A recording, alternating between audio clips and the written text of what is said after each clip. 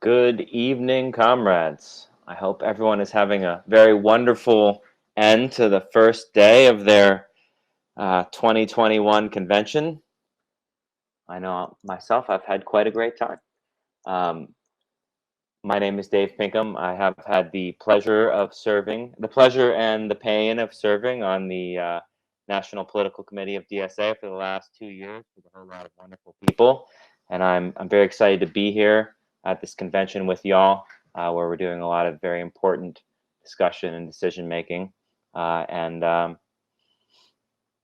have both exciting things to say and less exciting things to say. I'll start with the bad news, but first of all, Sarah Nelson, the president of the AFA-CWA, the Flight Attendants Union, is unfortunately unable to join us this evening due to unexpected illness, which we obviously wish her a swift, speedy recovery. We know that, it's a difficult time in the world of health in this world, to say the least. And so, yeah, our thoughts are with you, Sarah. I do have the great pleasure of introducing someone to you who I think probably needs no introduction in this situation, but from Michigan, Detroit, the 13th district, I believe, Congresswoman Rashida Tlaib, DSA member and badass fighter for the international working class. Rashida. Hi, everyone. Thank you. Thank you for inviting me. I'd like to welcome all of you, of course, and really celebrate all the amazing accomplishments that we've had the last few years. But I also really want to thank you so much for believing in the possibility of someone like me serving in the United States Congress. You helped send an unapologetic Palestinian girl from Southwest Detroit who, doesn't back down from any bully. You sent me to Congress. And I swear, y'all, they didn't know what the hell to do. They weren't ready for me, but we all are ready for people like us being at all levels of government. So again, I can't thank you all enough. I want to say something to kind of set what I hope to get across to all of you. And for many of you, you get this, but sometimes I think it's important to be reminded. Yes, Donald Trump was impeached twice and removed by voters in the last election. And yes, the Senate was flipped. But as you all are already witnessing, President Biden and the Dem majority in the Senate and in the House is not the solution or our destination. If anything, it confirms that we can't stop our movement, work to tear down those structures that keep people hurting, keep people in poverty and struggling to live in the wealthiest country in the world. In my district, I read about a couple senior citizens who were melting snow in a bucket so they could flush their toilets. So yes, I push back on those who make this about party lines. No, this is about those who support the status quo and those who don't. Those in power now are literally blocking laws that would allow us to protect, allow them us to basically be able to impact the right to vote, especially in communities like mine, where we fought hard to gain access to our democracy, and for what? So they can gerrymander us, dilute our voices, and pretend that they care about civil rights and racism when they continue to fund policing at a higher rate than healthcare.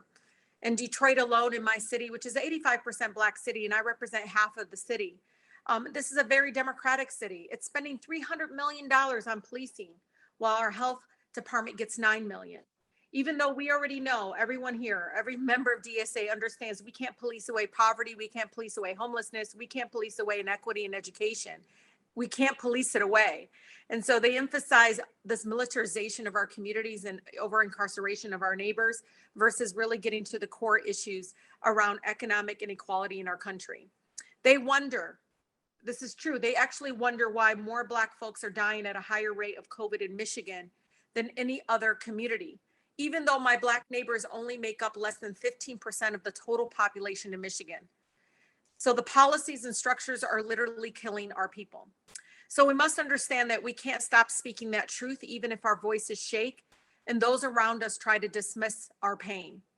The truth is that the rich got richer while our people died from a pandemic. They made so much money while we got our water cut off, eviction notices, got in the unemployment line. Our kids didn't have access to internet for our schooling. And oh, people didn't even have actual money to bury their loved ones. Yeah, we fought to address all those issues, but those systems existed prior to the pandemic. It just was exposed more during this public health crisis. We know that our movement is not perfect, right? We mess up. I know I do. I know we fight from within, but it's because we actually give a shit about the people that we're trying to fight for. We are growing impatient with those that keep turning their backs on all of us. We are battling an ever moving right Republican Party flirting with fascism and complacent Democrats that truly don't reflect the needs of our constituents and the rest of the country to get things done, not only in Washington, but really at all levels of government. So yeah, I'm fighting hard to actually say water is a human right, to rightfully recognize it as a human right, and that we have a right to breathe clean air, that we shouldn't have to work and so hard and still earn starvation wages in our country. So yes, I always say to people, I actually give a shit about these issues that really matter to our communities, and we're sick and tired of waiting.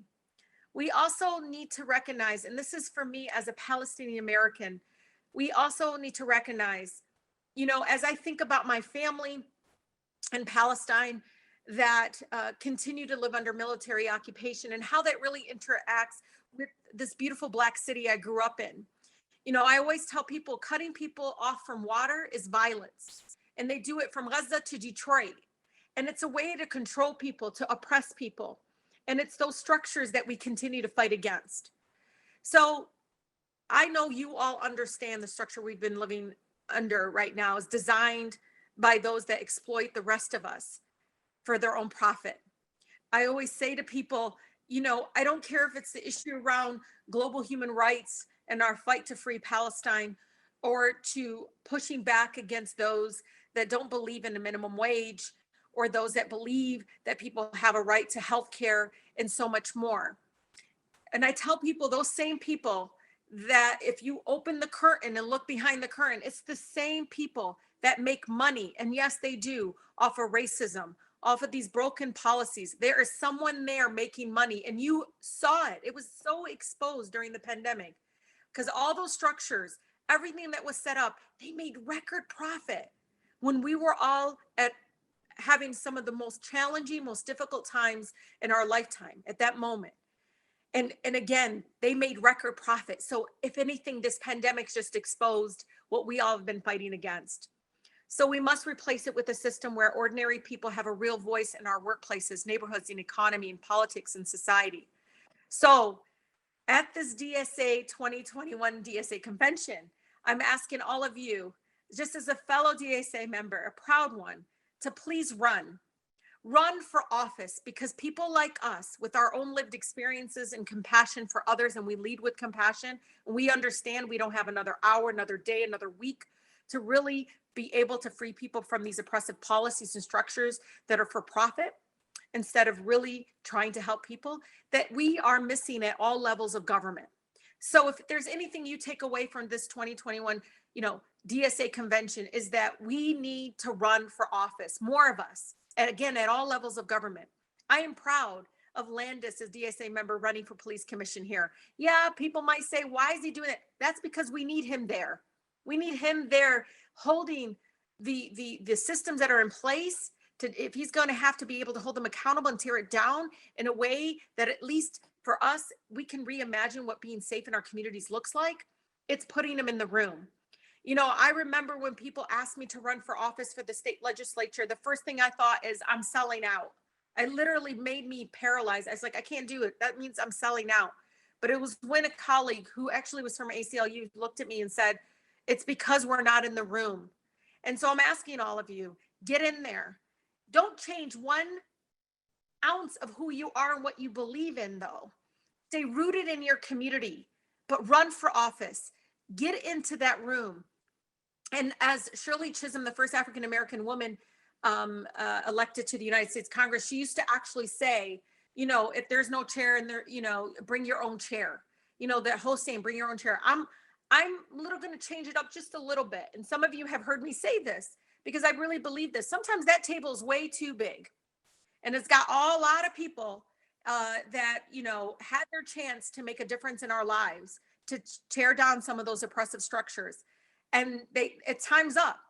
And so instead of them trying to trinkle us, trinkle that diversity and trying to bring, folks of that are our kind of way of thinking around what needs to happen in our country, I say no. Take someone's chair that is already at the table. Their time is up. They had their chance. And it's about time that we fight back and say, enough is enough. And so I leave you with all, understanding that, again, I don't think we're going to be successful if we continue to think that if this person's in the White House, if this person's in Congress, that everything's going to be better. No, it's our movement work on the ground, where not only are we fighting on ballot measures, are we fighting on different kinds of local issues, that we add to that list, run more of us at all levels of government. We have to do it. We have to get into the room and shake that table and push those votes, do a little, butt push and say, let me talk about evictions because I've been evicted. Let me talk to you about frontline workers and what they're experiencing because I've been one. Let me tell you what it means to be a child of immigrants in this country because I saw what happens when we do nothing about reforms and creating a fairer system. So thank you all so much. Again, I cannot express to you all how much I appreciated you all believing in me. You're my original squad. Because you believed in me when nobody else knew who I was, and you helped me get to Congress. And it's forever changed because this unapologetic Palestinian American woman from Southwest Detroit is continuing to speak that truth to power. And you all continue to give credibility to that voice by saying exactly what we've been saying. It's broken and time is up and it needs to change now. Again, I thank you all so much for this opportunity. And again, I can't wait for you all to be on ballots everywhere around this country. And I can't wait for us to, again, to change people's lives in a meaningful way. Thank you all so much. Salams. Thank you so much, Congresswoman. We are very glad to be in this fight with you. Fight for the better day, so to speak. As I mentioned before, Sarah Nelson is not able to be with us this evening, which makes me very sad because as a union member, I love to hear from someone like her who is leading the way to rebuild a militant, fighting labor movement, the kind of labor movement that we need to struggle against the bosses at the workplace and in the streets to win the world that we need. Since she's not here, I will do my best to say a few words that will not be as cool as whatever she was going to say, but here we are. What can you do? So I just want to reiterate to y'all here at the end of the first day of our 2021 convention, what it is that we're doing and why we're here, right? This convention is the place where we in DSA, which just worth remembering, is the largest socialist organization in the United States in a century, right? We are sitting at a moment of crisis where globally capitalism is in crisis. We have massive problems. We have massive dangers. And I guess what I really mean to say is that we're in a moment of both great opportunity and also great danger, right? This crisis allows us the chance to bring working class people across this country into the fight for a better world, but there's also great risk that things don't go our way. And so, just all that by way of reminding us that what we're doing here is incredibly important. We are talking about what it means to be an organized socialist in the United States, the heart of the, global capitalist empire in 2021. Our role is critical. We have to organize working class people here in the United States if we ever hope to win. And so as you enter into debate, as we talk about the platform, what it means politically to be a socialist now at this moment in the United States, as we talk about and debate resolutions that will inform the strategy that our organization pursues as it continues to fight and seek to grow and bring more people into it. These things are critically important, and that's what we're all here for. And so I won't say too much more, but I would like to, just because this is what I love to do at these kind of events, send us off with a reminder from Comrade Eugene Debs, the leader of the Socialist Party of America, from his speech quite some time ago. You may have heard this quote before, and if so, or if not, I hope it makes you tear up a little bit like it does me. The little that I am, the little that I am hoping to be, I owe to the socialist movement. It has given me my ideas and my ideals, my principles and convictions, and I would not exchange one of them for all of Rockefeller's blood-stained dollars. It has taught me how to serve, a lesson to me of priceless value. It has taught me the ecstasy in the hand clasp of a comrade. It has enabled me to hold high communion with you and made it possible for me to take my place side by side with you in the great struggle for the better day.